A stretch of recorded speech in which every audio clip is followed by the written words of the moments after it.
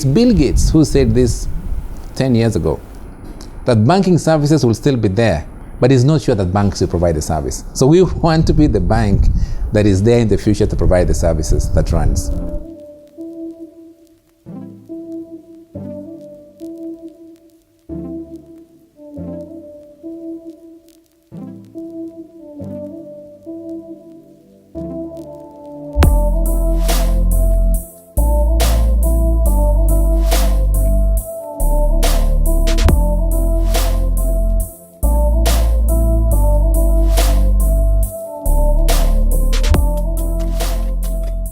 If you look at the markets, especially East African markets, Burundi is a very beautiful country, very young country as well.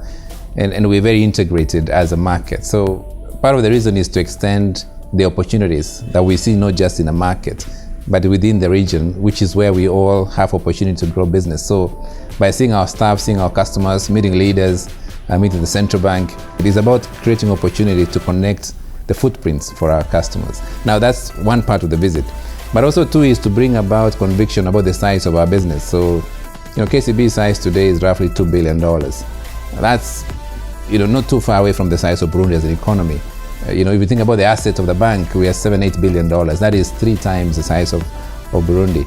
But what is important is to see the chance to connect the opportunities, especially it's a very young country. Do I have people I can look up to?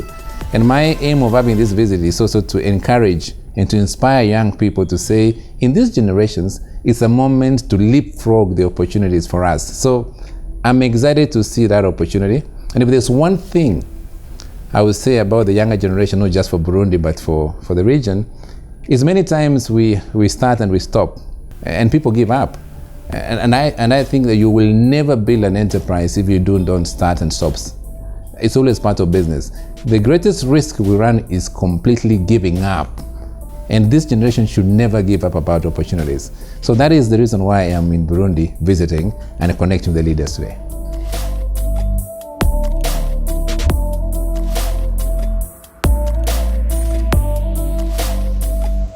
Our business is largely about creating possibilities for our customers. So creating new horizons, reimagining what is possible for an enterprise. And that's what we see today is a lot of young people are interested in going into enterprise. In the past, we all wanted to finish our college, go to high school, go to universities and finish and go either get a job. But I think today what we see is there's much more conviction about business. And what we have as a bank is we are big enough with a lot of breadth and we can support any business today in terms of its financing, its own development, its own connecting within the value chain of what they want to do. And naturally, it's also to see the continuum, how you build your business. So you start small. We all dream about creating larger businesses, whether it's your Microsoft or your Google, for instance, your Facebook, but they all started very small businesses.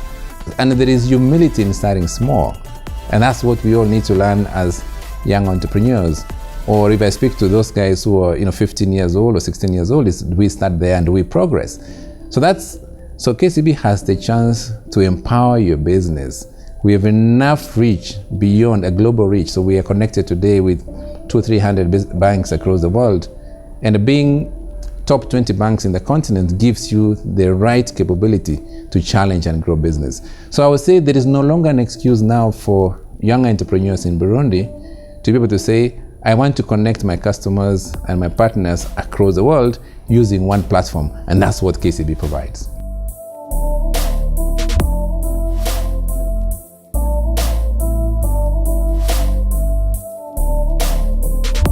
So the way we knew banking before, the traditional banking business, in my view, is disappearing.